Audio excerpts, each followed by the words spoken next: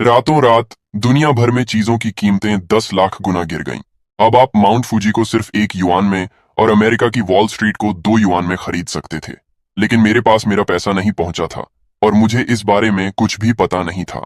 आज मैं एक ब्लाइंड डेट पर गया था जो मेरी माँ ने तय की थी। मैं सीधा मुद्दे पर आऊंगा। अगर तुम मुझसे शादी करना चाहते हो तो तुम्हारे पास कम से कम 100 स्क्वायर मीटर का घर, एक लग्जरी कार और 50 सेंट्स की दहेज होनी चाहिए।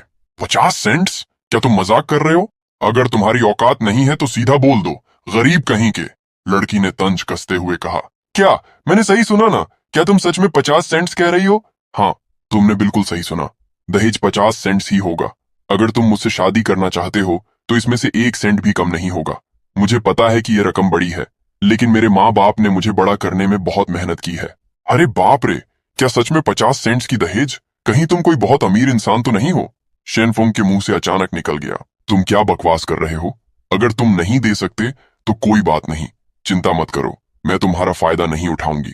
मैं अपनी कॉफी के पैसे खुद दे दूंगी। और हाँ, अगर अगली बार तुम रोते हुए मेरे पास एक पूरे युआन की दहेज लेकर भी आओगे ना, तो भी मैं तुम्हें हाँ नहीं कहूंगी। शेनफोंग ने बस अपना सिर हिलाया और घर वापस जाने लगा ताकि वो अपनी महीने की 1 मिलियन कमाने वाली स्ट्रीमिंग की जॉब पर फोकस कर सके। तभी उसका फोन हल्का सा वाइब्रेट हुआ। हेलो, कौन बोल रहा है? नमस्ते, क्या मैं मिस्टर शेनचंग से बात कर रहा हूँ? हाँ, मैं बोल रहा हूँ। बताइए, मैं आपकी क्या मदद कर सकता हूँ? सर, आपने ऑनलाइन जो बोइंग 747 खरीदा था वो सिग्नन पहुंच गया है। क्योंकि ये बहुत महंगी चीज है, इसीलिए हमें आपसे कंफर्म करना है कि आप खुद इसे रिसीव करने कब आ सकते हैं। अरे बेवकूफ, मैंने तो बस एक खिलौना खरीदा था। उसे शहर के बीच वाले कुरियर ऑफिस में छोड़ दो। सर, आप मजाक कर रहे हैं। ये एक असली बोइंग 747 है। अगर हमें 10 गुना हिम्मत भी मिल जाए तब भी हम इसे ऐसे ही कहीं नहीं छोड़ सकते। आपको इसे लेने खुद आना ही पड़ेगा। मैं हार मान गया। मैंने 3 युआन में प्लास्टिक का एक खिलौना खरीदा था और तुम लोग उसे असली हवाई जहाज समझ रहे हो। चलो ठीक है, कहाँ आना है? ठीक है, मैं आ रहा हूँ। हम सिंगयान के इंटरनेशनल एयरपोर्ट के रनवे पर हैं। मैं आपको अपना नंबर मैसेज कर दूंगा। पैसे बचाने के लिए शेनफंग ने एयरपोर्ट जाने के लिए 2 बसें बदलीं। बस में सब लोग उसे घूर रहे थे जैसे वो कोई पागल हो। कितने पैसे? किराया कितना है? उसने पूछा। जवान लड़के, क्या तुम्हारी नींद पूरी नहीं हुई है? बस के ड्राइवर ने ताना मारा। आजकल के बच्चे बहुत ज्यादा बॉस वाले टीवी सीरियल देखने लगे हैं। इन्हें असलियत और सपनों में फर्क ही समझ नहीं आता। हाँ, आजकल के लड़कों में दम कम और दिखावा ज्यादा होता है। बस मुंह खोलकर बड़ी बड़ी बातें करते हैं। लड़के, लॉटरी जीतने के सपने देखना छोड़ दो। टीवी पर जो रातों रात अमीर बनने की बातें दिखाते हैं वो सब झूठ है। 5 युआन तक की बातें भी झूठ होती हैं। बिल्कुल सही। चुपचाप पढ़ाई करो और कोई नौकरी ढूंढ लो। अगर तुम महीने के 2 सेंट्स भी कमा लोगे तो समझो तुम्हारी किस्मत चमक गई। लोगों की बातें सुनकर शेनफोंग पूरी तरह कंफ्यूज हो गया। क्या हो गया है इन लोगों को आज? दहेज के लिए सिर्फ 50 सेंट्स मांग रहे थे और अब बस का किराया बचाने पर मुझे ऐसे घूर रहे हैं जैसे मैंने कोई गुनाह कर दिया हो। शेनफोंग को थोड़ा गुस्सा आने लगा। ये सस्ते कपड़े पहनता है, इसकी पूरी औकात बस कुछ युआन की ही होगी। अगर कोई इसे बेच भी दे तो ज्यादा पैसे नहीं मिलेंगे। तुम हो कौन? शिनजियान के अनाथ बच्चे। अगर बस के पैसे नहीं हैं तो जल्दी से नीचे उतरो, एक सूट पहने आदमी ने कहा। यह सुनकर शेनफोंग ने उस आदमी को गुस्से से देखा। क्या तुम बीमार हो? इसमें पूछने वाली क्या बात है? बस का किराया कितना है और बेची से मोमो तक का किराया कितना है? क्या तुम्हारे पास थोड़ा सा भी दिमाग नहीं है? उसके ऐसा कहते ही बस में हंगामा मच गया। अरे देखो इसे, पूछ रहा है कि बस का किराया कितना है। ये 1 युआन है भाई, 10 सेंट्स या 1 सेंट नहीं। लड़के, सपने देखना अच्छी बात है, लेकिन हकीकत को मत भूलो। कहीं तुम्हारा दिमाग तो खराब नहीं हो गया? हाँ सच में, कुछ युआन। इसकी हालत देखकर तो लगता है कि अगर ये 1 युआन भी निकाल ले तो मैं ये पूरी बस खा जाऊंगा। सबको इस तरह से ताने मारते देख उस सूट वाले आदमी को बहुत मजा आ रहा था। उसे लग रहा था जैसे वो सबसे ऊपर है। टीयूएस के एक बच्चा जिसे अभी दुनियादारी की समझ नहीं है, अपनी औकात भूल गया है। आज मेरी लग्जरी कार सर्विसिंग के लिए गई है, इसलिए मैं बस में सफर कर रहा हूँ। अगर तुम्हारे पास पैसे नहीं हैं तो मुझे अंकल कहो, मैं तुम्हें बस के पैसे दे दूंगा। ये कहता है कि इसकी महीने की कमाई 2.5 सेंट्स है। आसपास के लोग लगातार उसका मजाक उड़ा रहे थे। अरे, आज सबको हो क्या गया है?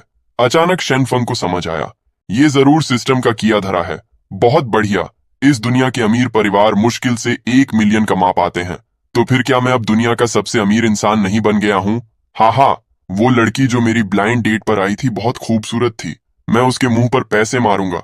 हाँ हाँ, वो अपने ही ख्यालों में खो गया और आसपास की दुनिया से पूरी तरह कट गया। लड़के, तुम बस से उतर रहे हो या नहीं? अगर नहीं उतर रहे हो तो बाहर निकलो। मैं बस पूछ रहा था कि किराया कितना है। तुम लोग पागल हो क्या? लड़के, तुम अभी भी कुछ पैसों की बात कर रहे हो? चलो ठीक है, अगर तुम सच में कुछ पैसे निकाल कर दिखा दो तो मैं तुम्हें यहीं अपना बाप मान लूंगा। मंजूर है? शनफुंग ने अपनी जेब से पैसे निकाले। सब लोग हैरान रह गए। शनफुंग ने लापरवाही से 4 सिक्के हवा में उछाले। वो सिक्के वापस उसके हाथ में गिरे, जिससे छन छन की आवाज आई। सबकी आंखें फटी की फटी रह गईं। ये तो सिर्फ एक यूरो है, इसमें इतना हैरान होने वाली क्या बात है? अरे भगवान, ये चमक, ये बनावट, ये सच में एक युआन है। नामुमकिन, ये कैसे हो सकता है? ये तो 4 युआन है। तुम ऐसे कैसे निकाल सकते हो? तो क्या ये नकली है? शेनफंग मजे लेते हुए फिर से एक सिक्का हवा में उछालता है। सबकी आंखें उस सिक्के के साथ ऊपर नीचे हो रही थीं।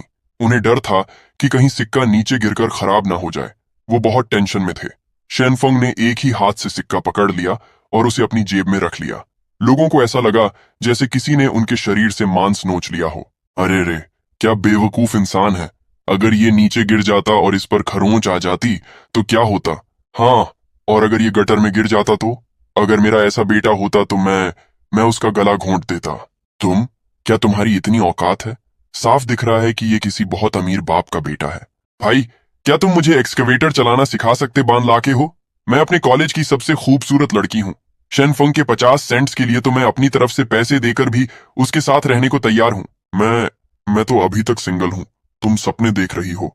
साफ दिख रहा है कि तुम इसके लायक नहीं हो। तुम दोनों, किसने कहा था कि अगर ये सच हुआ तो वो इसे अपना बाप मानेगा? ये सुनते ही उस सूट वाले आदमी का चेहरा सफेद पड़ गया। वो घबरा गया। लेकिन जब उसकी नजर शेनफिंग की पैसों से भरी जेब पर पड़ी तो उसकी शर्म तुरंत लालच में बदल गई। रुको, अगर इसे सच में उम्र के फर्क से कोई ऐतराज नहीं है तो एक अमीर इंसान को अपना बाप मानने में मेरा ही फायदा है। इसकी शक्ल देखकर तो ये बहुत भोला लगता है। अगर मैं इसका बेटा बन गया तो शायद ये मुझ पर प्यार लुटाए। पापा, मेरा नाम गैंगजी है। आप मुझे गैंगर बुला सकते हैं। दूर हटो, कितने घिनौने हो तुम। इन पागल लोगों को देखकर शेनफंग को पक्का यकीन हो गया कि दुनिया में चीजों की कीमतें सच में बहुत कम हो गई हैं। मतलब, अब वो किसी देश से भी ज्यादा अमीर है।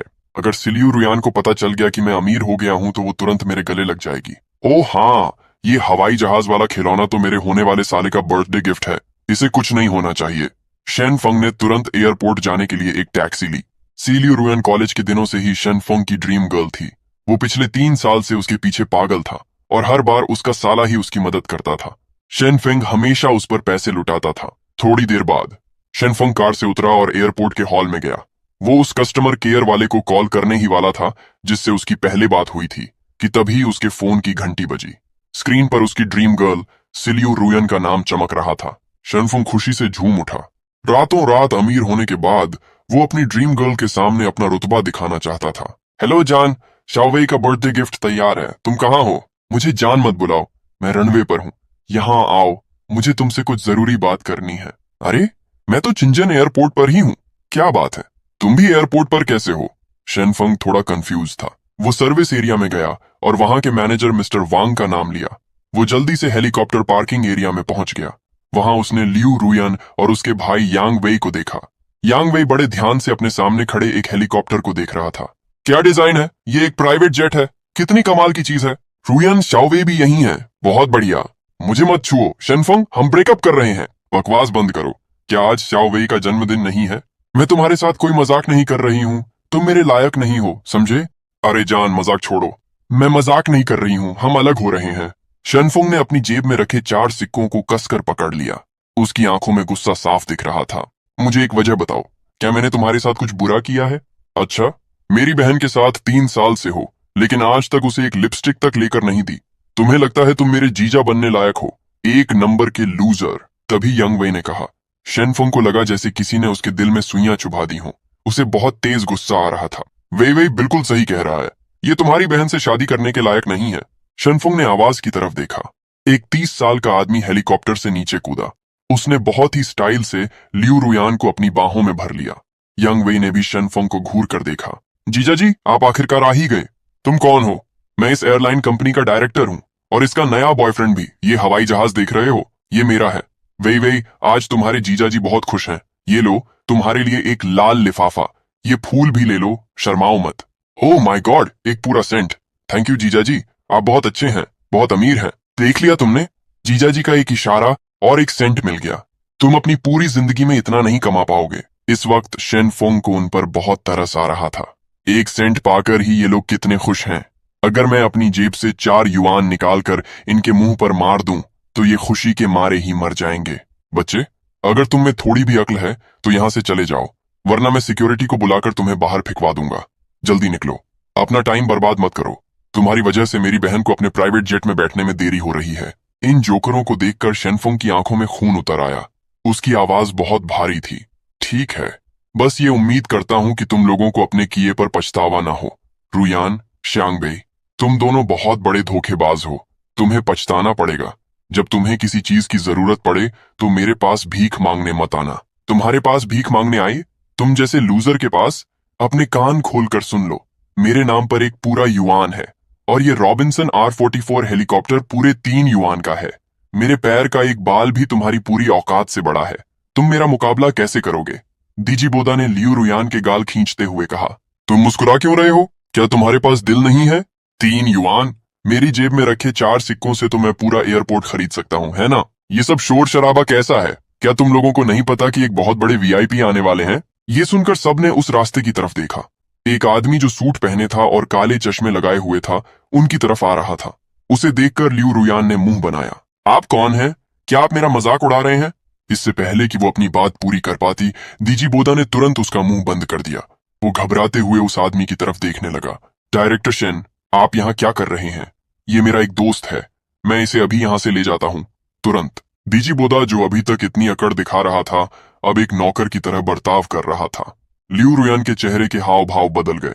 बस एक लाइन और हमें दुम दबाकर भागना पड़ रहा है। इस आदमी का क्या रुतबा है? यहाँ तक कि दीजीबोदा, जो साल का 1 मिलियन कमाता है, वो भी इससे इतना डर रहा है। तो इस आदमी की कुल संपत्ति कितनी होगी? 50 मिलियन या 100 मिलियन? अगर मैं इसे फंसा लूं तो क्या मुझे फिर दीजीबोदा के नखरे सहने पड़ेंगे? एक ही पल में लियू रुयान की नजरों में दीजीबोदा की कोई इज्जत नहीं रही। वैसे ये VIP इंसान कौन है जिसके बारे में ये आदमी बात कर रहा है? वो कौन हो सकता है जिसे लेने के लिए इतना पावरफुल आदमी खुद आया है? जब दीजीबोदा चुपचाप लियू रुयान को वहां से ले जाने लगा तो शेनफंग ने डायरेक्टर चेंग को थोड़ा कंफ्यूज होकर देखा। डायरेक्टर शेन, आपकी आवाज से ऐसा लग रहा है जैसे हम पहले भी मिल चुके हैं। जैसे ही उसने ये कहा, वहां सन्नाटा छा गया। दीजीबोदा बुरी तरह डर गया और उसने तुरंत शेनफंग को कसकर पकड़ लिया। इस आदमी की आवाज मुझे कुछ जानी पहचानी लग रही है। तुमने ये सब कहाँ सुना है? तुम क्या बकवास कर रहे हो? डायरेक्टर शेन का तुम जैसे आम आदमी से क्या लेना देना हो सकता है? चेंग शुआंग, बकवास बंद करो। अगर तुम्हें कुछ कहना है तो बाहर चलो और बात करते हैं। चेंग शुआंग ने शांति से उन्हें देखा। उसका अंदाज बहुत ही रिलैक्स था। क्या तुम्हें डर है कि मैं कोई राज खोल दूंगा? जैसे ही उसने ये कहा, दीजीबोदा का चेहरा उतर गया। आखिर समाज में उसकी भी एक इज्जत थी। ठीक है, तुम बस इस मौके का फायदा उठाकर पैसे ऐंठना चाहते हो ना? मैं तैयार हूं। जब हम बाहर चलेंगे तो मैं तुम्हें 50 सेंट्स दूंगा। ये कहकर दीजीबोदा ने चंग शुआंग को वहां से ले जाने की कोशिश की, लेकिन उसने देखा कि चंग शुआंग अपनी जगह से टस से मस नहीं हुआ। 1 सेंट? मैं तुम्हें भीख में 1 सेंट दे रहा हूं। ये मेरी आधे महीने की सैलरी है, ज्यादा लालच मत करो। जैसे ही दीजीबोदा सिक्योरिटी को बुलाने वाला था, चंग शुआंग को अचानक कुछ एहसास हुआ। फिर उसने बड़ी बड़ी आंखों से चंग फंग को देखा। उसकी सांसें तेज हो गईं। ये वही है। क्या ये आवाज उसी की नहीं है जिस आदमी ने आज सुबह फोन उठाया था? इसका मतलब ये... चंग शुआंग ने गहरी सांस ली और खुद को शांत किया। मुझे छोड़ो, चंग शुआंग ने चिल्लाकर कहा। दीजीबोदा तुरंत डर गया। चंग फंग को अपने पास आते देख दीजीबोदा थोड़ा घबरा गया। प्रेसिडेंट शेन, ये लड़का... चंग शुआंग ने दीजीबोदा को पूरी तरह इग्नोर कर दिया। एक साथ 3 सीढ़ियां चढ़ते हुए वो तेजी से चंग फंग के पास पहुंचा और 90 डिग्री झुककर उसे प्रणाम किया। क्या मैं जान सकता हूं, क्या आप ही मिस्टर शन फंग हैं? उस वक्त पूरे हॉल में सन्नाटा छा गया। सुयन और यांगवे का मुंह खुला का खुला रह गया, जैसे उन्होंने कोई एलियन देख लिया हो। हाँ, मैं ही हूँ। आप कौन है? मुझे याद आया, आप वही डिलीवरी वाले हैं जिसने आज सुबह मुझे कॉल किया था, है ना? चुप रहो, क्या तुम्हें मरना है? ये चिन एंग ग्रुप के क्राउन प्रिंस हैं, जनरल मैनेजर शन। क्या एक डिलीवरी बॉय? क्राउन प्रिंस खुद पैकेज डिलीवर कर रहे हैं? क्या सर्विस सेक्टर में आजकल इतना ज्यादा कंपटीशन हो गया है? डायरेक्टर शेन, आपको पक्का कोई गलतफहमी हुई है। ये तो बस एक गरीब लड़का है। ये मेरे साथ है। ये तो मेरे लिए एक लिपस्टिक भी नहीं खरीद सकता। ये आपका VIP कैसे हो सकता है? हाँ, इसे जल्दी से बाहर निकालो। कहीं ऐसा ना हो कि डायरेक्टर शेन की नजर इस पर पड़ जाए। इसे कौन हाथ लगाने की हिम्मत करेगा? ये डायरेक्टर शेन है। शेन शुआंग जोर से चिल्लाया। भाई बहन ये सुनकर हैरान रह गए। अपनी आंखें खोलकर देखो, ये बोइंग 747 जो अभी अभी लैंड हुआ है, इसे पूरी तरह से डायरेक्टर शेन फंग ने खरीदा है। सबने उसकी उंगली की दिशा में देखा। वो विशाल हवाई जहाज धूप में चांदी की तरह चमक रहा था। उसके बगल में खड़ा हेलीकॉप्टर किसी खिलौने जैसा लग रहा था। बोइंग 747, ये तो एक बहुत महंगी मशीन है जिसकी कीमत 3000 युआन है। 3000 युआन?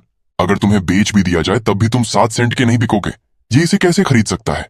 जब सब लोग इस झटके से उभरने की कोशिश कर रहे थे, तभी हीरो ने कंफ्यूज होकर अपना सिर खुजलाया। रुको बड़े भाई, आपको कोई गलतफहमी हुई है ना?